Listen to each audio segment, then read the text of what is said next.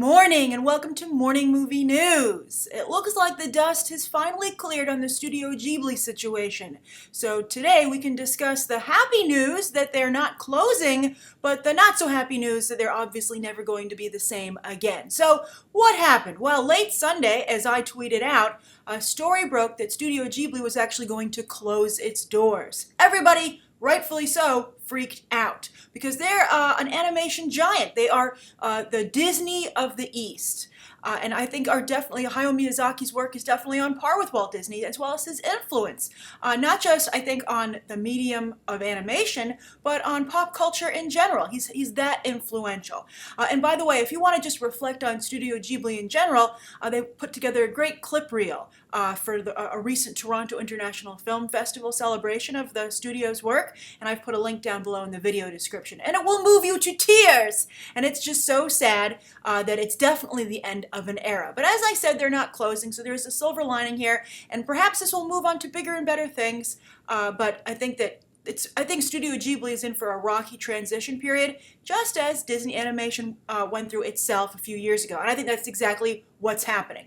So they made an announcement and they said they're going to restructure. And so that it was misinterpreted as totally closing down. But they said, no, right now we're really going to only focus on licensing and managing our current properties because, Kiki's Delivery Service, for instance, they're making a live action movie out of that property, etc. But then they're going to totally restructure their animation department. And I think this is for several reasons. One, they noted the retirement of Hayao Miyazaki. Apparently he finally really is retiring. He's not going to just tease it this time, but he's going away. He's not going to make animated films anymore, which is interesting. He certainly lived a lot longer than Walt Disney, but Disney never would, I don't think, would have ever walked away. I mean, I guess that's just my speculation. We'll never know for sure, but I'm surprised that Miyazaki can walk away. Although I think something that might be contributing to it, and what's definitely contributing to the restructuring of Studio Ghibli, is the success of Frozen in Japan.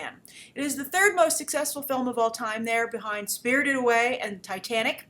It is a mega success in terms of merchandising. It has just captivated the East, Japan, China, Japan though the most, and also South Korea. It's been incredibly successful in South Korea.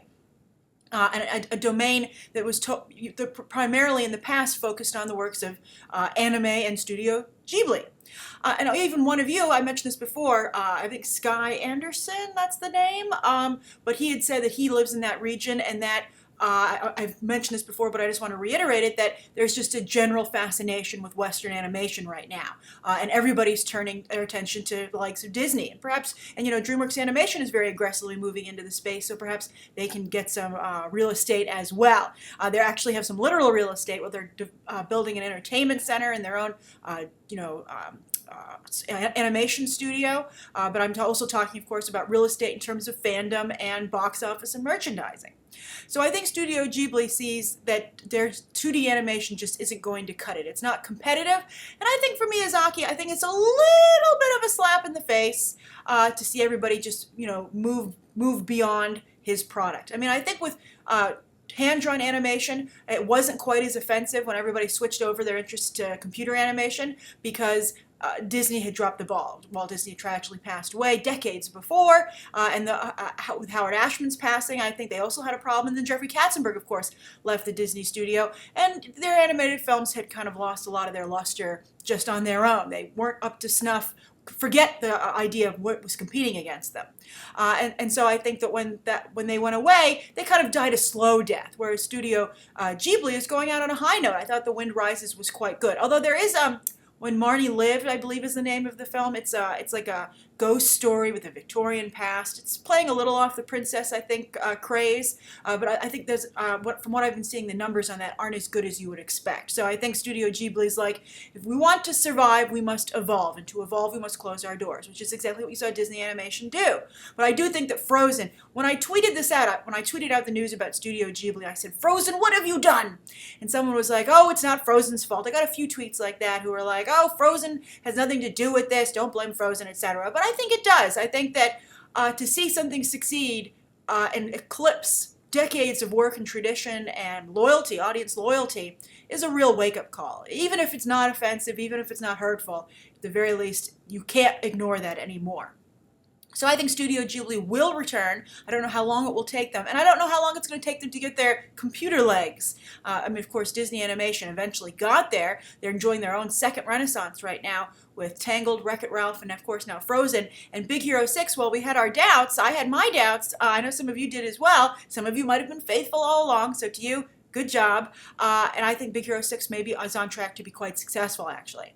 So they finally did it. And they're even in Pixar. There's highs and lows for every long-term company. And so Studio Ghibli, I think, is going to have to move into computer animation. I think the biggest question is, what will those films look like? There's a very distinct look and feel to Studio Ghibli 2D animation, hand-drawn animation. I'm wondering how they'll transition that over to CGI. I mean, even Disney, while they maintain some aspects of their original Disney look, I think they've changed their look a little bit. And I think that also it's harder to have a signature look in computer animation. Sometimes I think that they're moving a little towards DreamWorks even in their looks. If you take Ginormica, from Monsters vs. Aliens, she looks very similar to Elsa, for instance. Very similar kind of choices. You know, kind of the human look that was developed by DreamWorks has kind of been copied a little bit over on Disney. And it's really an amalgam of the DreamWorks human look, and then I feel also the old school Disney princesses. So very interesting situation to see animation evolve and also see 2D giants like Disney and now Miyazaki's Studio Ghibli have to evolve, you know, with no choice. So I'm curious to how you guys feel. What do you think? Is this the end of 2D animation? We often talked about the death of 2D animation here in the West, and people said, well, at least the East is keeping it alive. Not the case anymore. Do you think that it'll ever come back at this point? I think the only hope for the medium is for the Paperman technology to work out. And what the heck is taking that so long? Everybody's so in love with it, and I think they really ought to try and get a feature out with that animation. And do you have any interest in seeing a 2D animated film? I mean, people say, oh, I miss 2D animation, but everybody goes and sees the computer offerings. And I wonder if you think we'll ever circle back around, or if it's like, will 2D animation go the way of black and white?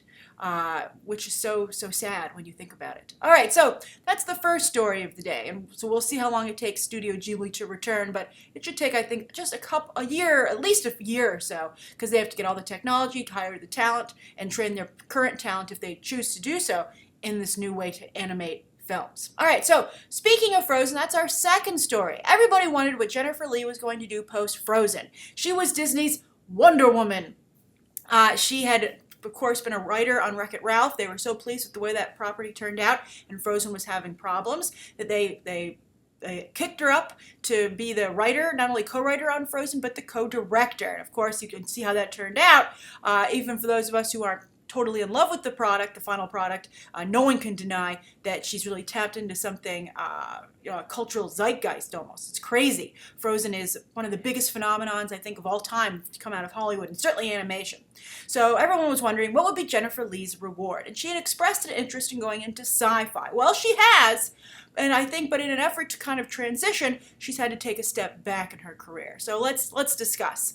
Jennifer Lee will adapt, and that means she will write the script for Disney's A Wrinkle in Time movie, which is kind of like the Chronicles of Narnia meets, sci-fi elements. And it even involves a Tesseract. So wouldn't it be funny if they went through the Tesseract and they ended up in the Marvel Cinematic Universe? I think that would be hysterical. I'm sure you'll see plenty of jokes like that when they finally do make A Wrinkle in Time. Disney's like, maybe we shouldn't have borrowed this term from this book that we own the rights to. Disney has owned the rights to A Wrinkle in Time for some time now, and they've been trying to find a way to adapt the property. Word is they want to keep the budget on this cheap, though, and I would say that is a bad idea, like in the $30 million range. I don't know how that's possible if they want to turn out something that's going to be really successful. Although now that Jennifer Lee is working on it, perhaps they'll up the budget. I would say spend the money you need to, Disney, because this needs to be a special effects bonanza. And perhaps considering the success of Guardians of the Galaxy, or at least the initial success, a space adventure where some children explore through space could be quite well received. Now, Jennifer Lee, though, the reason I say she's taking a step back is that she will only write the film. She has not been offered the job to direct, and Disney's actually actively searching for a director. Maybe they won't find anyone, and Jennifer Lee's hoping she can just be like, how about now? Can I do it now? That person's no good. pick me. So we'll see. I would give her the directing gig, quite frankly, and I would just surround her with experienced live-action talent, because this will be a live-action property. I'm sorry if I didn't underscore that.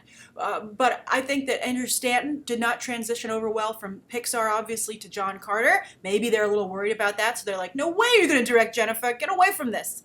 But I would say the big problem is that he brought over, as you might recall from my coverage at that time, he brought over a lot of his Pixar talent with him to work behind the scenes. So he had no one helping him out who really had any experience. They were all newbies, and I think that was a big mistake. Whereas Brad Bird, over on Mission Impossible Ghost Protocol, had a number of people who were experienced helping him out and supporting him, and that's why he had a much better result. So I would be like, Jennifer Lee, she's kind of a little bit of a brand herself at this point. She's very directly associated with Frozen, and I would want that to rub off on my movie. So I'd be like, just surround her with people, like second unit directors who have experience with live action, special effects supervisor, and let her do it. So, but we'll see. And also, I think it's very interesting that A Wrinkle in Time features, of course, another female lead. This is becoming Disney's bread and butter. I mean, it has for a long time the Disney Princess franchise, but the girl power element is what's new. Now, of course, they've had Alice in Wonderland. They're making a sequel to that.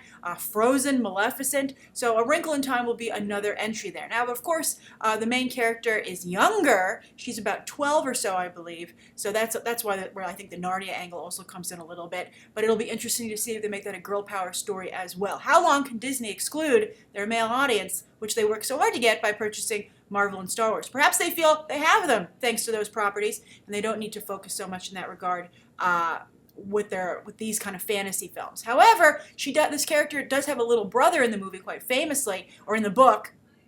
They have made a movie in the past, but I don't think it ever really caught on.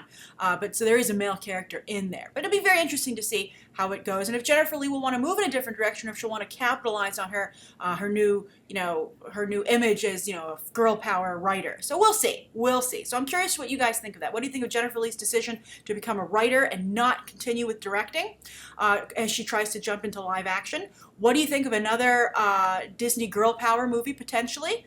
What do you think of A Wrinkle in Time? Do you trust Disney to adapt this material? And can it be adapted? It's very dense, and it's very sci-fi. It's very smart. And do you think that mainstream audiences will be interested in kind of, I think, the intellectualism of the property, or will Disney be forced to dumb it down? And also, do you think Disney can have two Tesseracts in their studio wheelhouse? So I'm just curious. Write your thoughts down below on that, and let's move over to the third story. Ricky Gervais, I have to say, I think has hit rock bottom, because it was just announced that he's going to return to his David Brent character from The Office, of course, the show that he initially created. Then, of course, there was the American version. He has participation in the American version behind the scenes in terms of both creative and financially. So he's quite a wealthy man at this point, but he wants to continue to work, and I think he's kind of run out of runway. So I think he's going to turn back around and retreat. I guess he got himself stuck in a dead end, I guess, is a better metaphor. So he's got to go back, and he's going to go back to David Brent. And so he's making a movie. It's not clear. BBC Films is going to produce it. It's not clear if it's going to be released in theaters or just on television. I think it's going to depend on how good it is. But basically, it's going to be another, pseudo-documentary where David Brent, now a traveling salesman, selling some kind of product, up and down, I believe, the UK, still has rock star dreams. That was apparently one of the subplots in the British version of The Office, that David Brent wanted to be a rock star.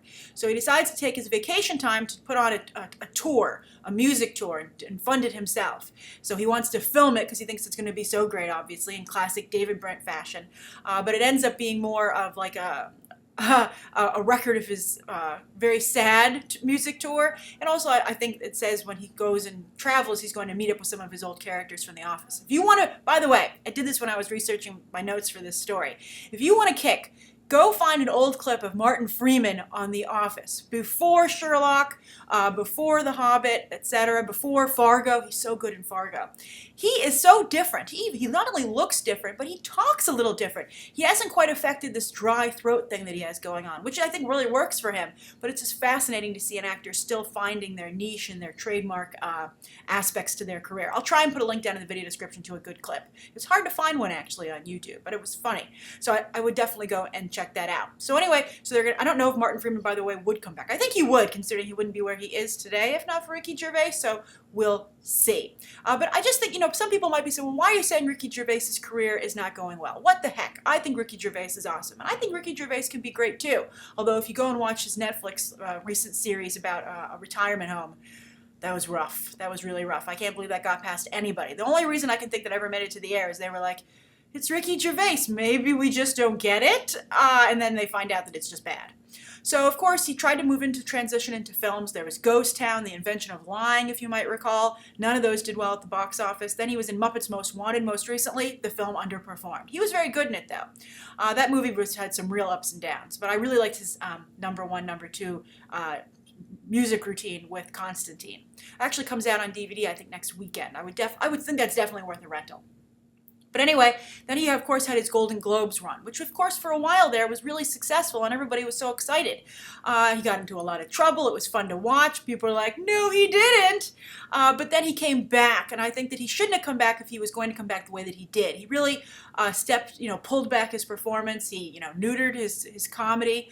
And I think, usually I wouldn't use a term like neutered, but I think it fits perfectly with what happened here. He just, I can't say it. I'm not Ricky Gervais. He lost his so-and-so, and I think that, in an effort to maybe play a little nicer with the Golden Globes people, not to get in trouble with Hollywood, he just, I think, kind of ended up losing everything that he gained with the audience from his first job hosting. And of course, he didn't come back, and now everyone just thinks about how good Tina Fey and Amy Poehler are. And their second run wasn't as good as their first either. But it's interesting, Ricky Gervais, such a talented individual, but struggling to find life after, having that the great cultural moment that defines you. And, that's a downside. Although I will say on a side note, anyone should be happy to have any moment they can get. And if you can't transition that into a long-term career, oh well, just be happy for what you have.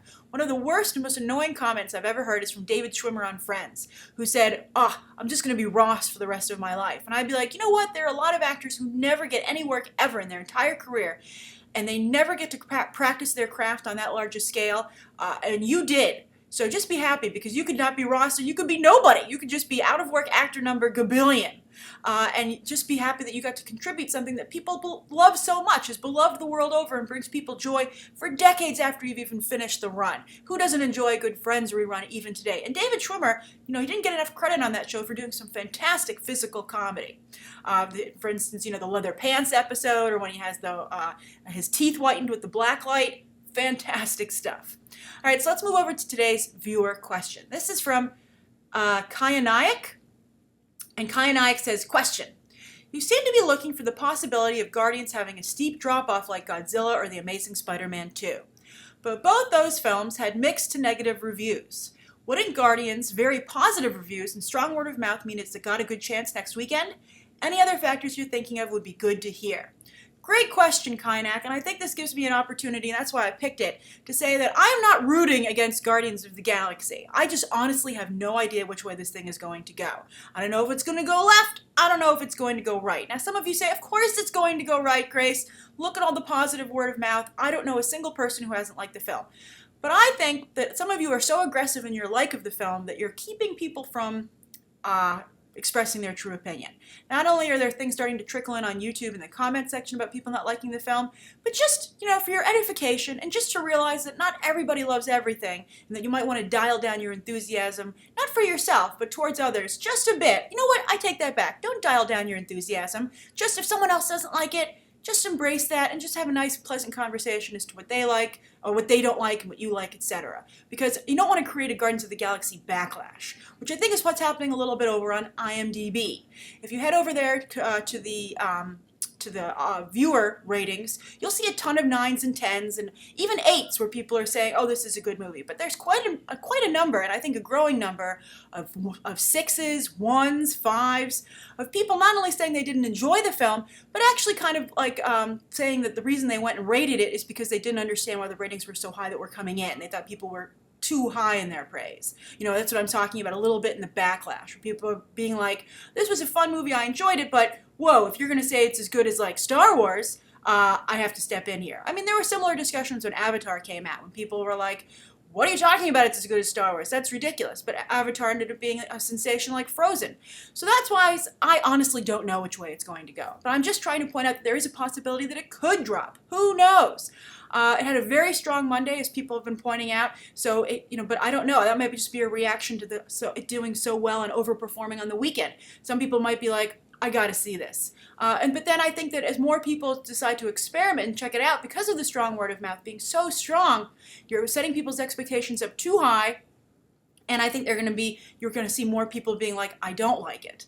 And for not only because they don't like it, because they're having a knee-jerk reaction to people overselling it to them. So you know what? If you want to build word of mouth and success for Guardians of the Galaxy, my honest advice to you is go tell people to see it, but I would not tell them it's because it's the most amazing movie ever made. Maybe they'll agree with you when they come out. But my advice to you is go to your friends who haven't seen Guardians of the Galaxy, your friends, your family, just people on the street, because I know a lot of you want to see it beat Teenage Mutant Ninja Turtles. But just say, hey, if you want to continue to know what's going on in the Marvel Cinematic Universe, you should check it out. They introduce some elements that are going to come into play later on in the Avengers movies, which of course you're going to see. So just try it. I enjoyed it. You might enjoy it as well. Make sure you keep their expectations on the low to moderate side. And that way they can either be pleasantly surprised and be like, I agree with you, it's the best movie I've ever seen, or they won't be too upset with you for building their hopes up too high and they won't have a backlash saying, I can't believe you told me that was the best movie I'd ever seen in my life and I didn't like it. It's just my advice to you. And I just want to reiterate, if this movie does great, if this movie does wonderful this weekend, fantastic. I would love to see Marvel succeed. I'm a big Disney fan. And just like with Frozen, I'm like, I accept its success. I accept that it's beloved. Same situation for Guardians of the Galaxy. Totally. So Kainak, thank you for your question. And the only reason I think I'm not looking for it to fail, but I think not even fail. I think there's a possibility it could drop because I think there's an undercurrent of dislikes. One of BTT viewers very smartly said it's a little more like not just Frozen, but The Dark Knight Rises, where the fandom was just rabid about making sure that this had a good word of mouth, and everyone said The Dark Knight Rises was the best movie ever made. Which, of course, a lot of you have changed your tune on at this point. So I'm thinking Nolan's like, "Where's the loyalty, guys? What the heck?" You guys are probably like, "You left us, Nolan. I don't care anymore." But anyway, you might recall that The Dark Knight Rises, the word on the street when that movie came out was it was genius. It was just as good as everybody wanted. It was the second coming. But then, it did make $1 billion, though, even still. But it dropped, and it's now come to not be regarded as highly because a lot of people went in and said, you know what, secretly, behind the back, whispering, it's not as great as some people are saying it is. So that's all. I think that we should embrace these kind of properties, and when they don't do particularly, and when they're divisive, we shouldn't let them be divisive. I think we should just watch them unfold and discuss it, because that's why we're really here, to analyze the movie industry and have a fun time doing it. All right, thank you so much for tuning in today. Please write down below what you think of today's top 3 stories, the viewer question, anything you'd like to see covered tomorrow, and any questions that you might have. Thanks for watching. Bye.